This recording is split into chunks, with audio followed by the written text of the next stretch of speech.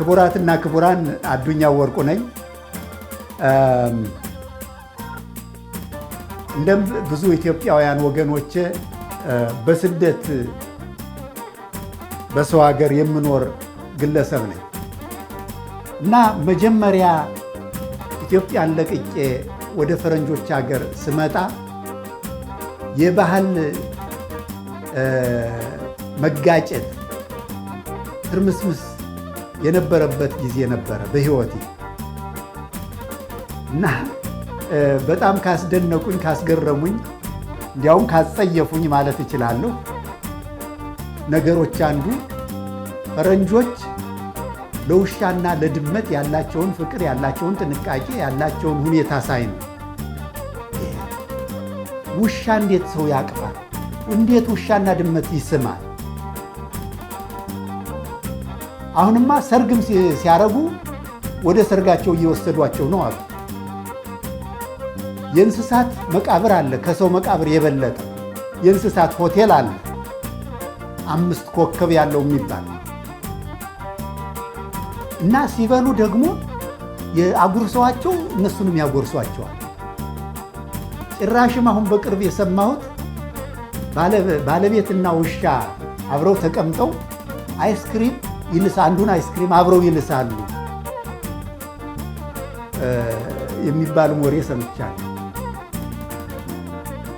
እና ይሄን ባየሁ ጊዜ አክንትፍ በሚል ርዕስ የሚከተለውን ጻፍ። አክንትፍ እውነት የማይመስል ላላየ ላልሰማ አንድ የሆንኩትን ልንገራችሁማ። አንድ ቀን ሲያቀብጠኝ ሰው ሲያደርግ አይቼ ከአንድ ፈረንጅ ቤት ግብዣ ተጠርቼ ስጫወት ሳወራ በጣም ተዝናንቼ ወዲያ ወዲህ ስትሮጥ አንዲት ውሻ አይቼ እንደ አገሬ መስሎኝ በጣም ተሳስቼ ቤት አይገባም መስሎኝ ድመትና ውሻ ነይ ውጭ የት አባቷ ውጭ እኮ ቆሻሻ ብዬ ልናገር ስል አፌ ተሳስቶ እግዚአብሔር ሲያወጣኝ ባለቤቷ መጥቶ ውሻዋን እንደ ሰው አቆላምጦ ጠርቶ ተዋወቃት አለኝ። ጭራሽ አፉን ሞልቶ ፈረንጅ ጉደኛ ነው አሰልጥኗት ኑሮ የቀኝ ሌባ ጣቱን ወደ እኔ ቀስሮ እንግዳ ተዋወቂ እንግዳ ሰላም በይ ሲላት ጎንበስ ቀና አፏን ክፍት አደረገችና እንደናፈቀ ልጅ ቀርባ ልትዝናና ከጭን የቁጭ አለች ጅራቷን ቆንና። አረ ቢሄዱ አገር አለ የሚባለውማ እንደዚህ ነው ለካ እያልኩኝ ሳቅማማ ሳወጣና ሳወርድ በሆዴ ሳብላላ ሴትየዋ ጠራች ምሳ ደርሷል ብላ። ተመስገን አልኩና ምክንያት አግኝቼ አሽቀንጥሬ ጣልኳት ውሻዋን ገፍቼ። ለምሳ ስቀመጥ ቦታ ተመርቼ ውሻዋን እንደ ሰው ሲያጎርሷት አይቼ አረ አጉር ሲሉኝ ይሆን በማለት ፈርቼ ውሻ ጉርሻ አላውቅም በአገሬ ነውር ነው አልኩኝ ተሻምቼ። ይሄዱ አገር አለ የሚባለውማ እንደዚህ ነው ለካ እያልኩኝ ሳቅማማ ሳወጣና ሳወርድ በሆዴ ሳብላላ በኋላ እግሯ ቁማ ውሻዋን ጣጥ ብላ ያለ የሌላትን ምላሷን ጎልጉላ ምግቤን ነካችብኝ ግማሹን ሳልበላ። ምግቤን በምላሷ ከነካች በኋላ እያቅለሸለሸኝ ባፌ ውሃ እየሞላ ምን አባቴ ላድርግ እንዴት ብዬ ልብላ? ጭንቅ እብቅ ሲለኝ ባለቤትየው አይቶ ዶንት ወሪ ሺ ኢዝ ክሊን አለኝ አፉን ሞልቶ።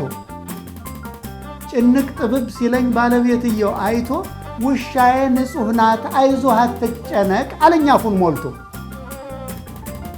ወይ ጣጣ አልበላም እንዳልል ፈርቼ ይሉኝታ ወዴ ተጸይፎ ሲቋጠር ሲፈታ እንዳደረጉት ነው እንግዳና ሬሳ በማለት ለመብላት ሹካዬን ሳነሳ ጉረሮ በሩን ክርችም አርጎ ዘግቶ ልዋጥ አላስውጥም ሲታገለኝ ቆይቶ። ወዴና ባብዬ ይሉኝታዬን ትቼ የቦቢን ትራፊ ጨረስኩት በልቼ። አክንትፍ ምኑን በላሁት አያሳየው የለም።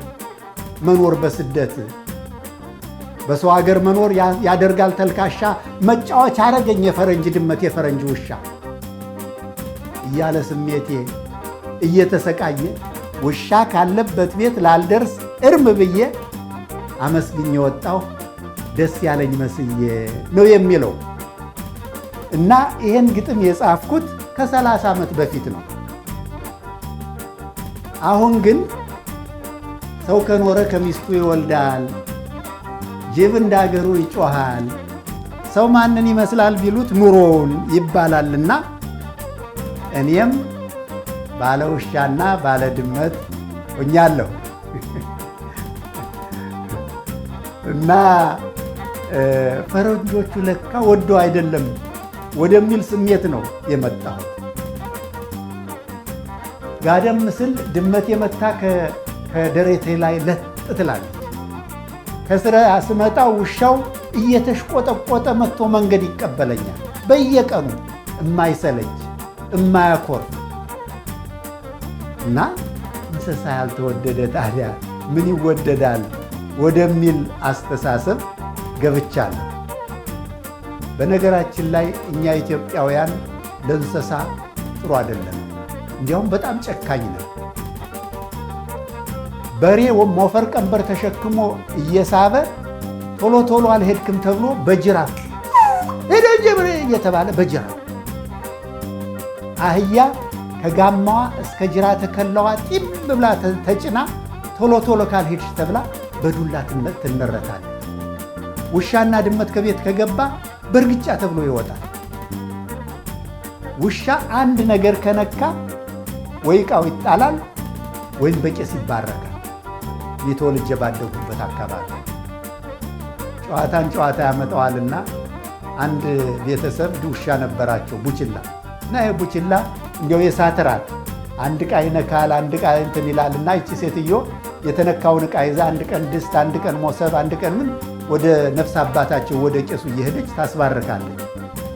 በኋላ ቄሱ ይሄ ነገር የሚዘለቅ አይደለም አሉና አንቺ ልጄ አንቺም ከምትከላተሚ እኔም ስራ ከምፈታ ውሻውን አምጪውና ውሻውን ልባርክልሽ አሏት ይባላል። እና ለእንስሳ ጨካኞች ነው። በመጽሐፍ ቅዱስ በመጽሐፍ ምሳሌ ምዕራፍ 10 ቁጥር 12 ይመስለኛል ጻድቅ ለእንስሳ ነፍስ ይራራል ይላል። ወይ ጉዳችን፣ በአበሻ ጉዳችን። እና እኔ ይጸጽተኛል እንዲህ ያለ ነገር አሁን። እና ቅድም አክንትፍ ብዬ የጻፍኩትን ግጥም አሁን እንዴት ይቆጨኛል በሚል ርዕስ አሻሽየዋለሁ፣ ለውጬዋለሁ። እና አዳምጡኝ። እንዴት ይቆጨኛል። መስማት ያስተምራል ብዙ ነገር፣ ማየት ያስተምራል ብዙ ነገር። አብሬ በመስራት አብሬ በመኖር እኔም ብዙ ተማርኩ በፈረንጆች አገር። ካየሁ ከሰማሁት ከታዘብኩት ሁሉ እንደ ሰው ለውሻ ሲያጎርሱ ሲያበሉ፣ ድመት ሲታቀፉ እሹሩሩ ሲሉ፣ ሲስሟቸውና ሲያቆላምጧቸው በጆሮዬም ሰማሁ በዓይኔም አየኋቸው። የፈረንጆች ድመት የፈረንጆች ውሻ የታመመ እንደሆን ሂዶ ከወጌሻ ስሙ ከነ አባቱ በማይረግ ተጠይቆ ታክሞ ይመጣል ተራውን ጠብቆ። የፈረንጆች ውሻ የፈረንጆች ድመት በህመም በእርጅና ወይ ባደጋ ሲሞት ልክ እንደሞተበት እናትና አባቱ መቃብር አዘጋጅቶ እስከነ ሐውልቱ እሪ ድረሱልኝ ይላል ባለቤቱ። በፈረንጆች አገር አውሮፓ፣ አሜሪካ የእንስሶቹን መብት ማንም ሰው ሲነካ አይቀጡ ተቀጥቶ ተጠልቶ ተንቆ ሲጸጸት ይኖራል መንፈሱ ተጨንቆ። የሀገሬ ውሾች ይህንን ቢሰሙ፣ የሀገሬ ድመቶች ይህንን ቢሰሙ፣ አህያና በሬ ይህንን ቢሰሙ እንዴት ይገርማቸው እንዴት ይደመሙ። አርሶና ነግዶ እንጀራ ባበላ በሬውን በጅራፍ አህያን በዱላ ፍጡር እንዳልሆነ ድመትና ውሻ እንደ ምናምንቴ ልክ እንደ ቆሻሻ ዘወር በል እያለ መርገጥ ነው አበሻ። ይቅር በለኝ ቡቺ ይቅር በለኝ ጉሮ ባላውቅ ነው እንጂ ያኔ ባውቅ ኑሮ እንደ ፈረንጅ ማቀፍ መሳሙ እንኳን ቢቀር እያቆላመጡ ማጉረሱ እንኳን ቢቀር ፍጡር ናችሁና አዝንላችሁ ነበር። ውሻ ነካኝ ብዬ አክንትፍ ስል ኖሬ ድመት ነካኝ ብዬ አክንትፍ ስል ኖሬ ካየሁ ከሰማሁት ካለፈው ተምሬ በጣም ተሻሽዬ በጣም ተቀይሬ ውሻ ቅፌ ስሄድ ባያችሁኝ ዛሬ። አይ መኖር ደጉ ያስተምራል ብዙ የድሮው ስሜቴ ጠፋ ከነጓዙ። ፈረንጆች ለእንስሳ ያላቸውን ፍቅር ስለ እንስሳ መብት ያለውን ክርክር ክፉን በጎውን አይቼ ሰምቼ እኔም ባለ ድመት እኔም ባለ ውሻ ሆኜላችኋለሁ ያው መጨረሻ። የቆርቆሮ ምግብ መርጬ ገዝቼ በቀን 3 ጊዜ አብልቻ ጠጥቼ ሳጫውተው ውዬ ሳጫውተው አምሽቼ ሲደክመው ማረፊያ ቦታ አዘጋጅቼ እሱም ተደስቶ እኔም ተደስቼ የድመት የውሻ ጓደኛ በጅቼ አዲስ ሰው ሆኛለሁ የድሮውን ትቼ። ከተንከባከቡት ፍቅርን ከቀመሰው ለካ ወዳጅ ያውቃል እንስሳም እንደሰው። ያውም የማይከዳ ያውም የማያኮርፍ ላስ የሚያደርግ ምንም ሳይጸየፍ።